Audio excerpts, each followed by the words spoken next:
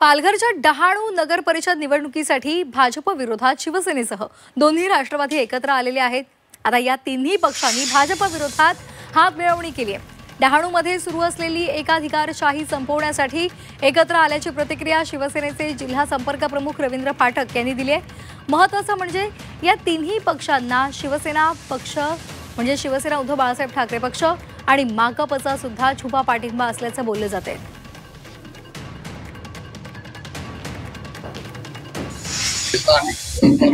आमचा निर्णय झालेला आहे।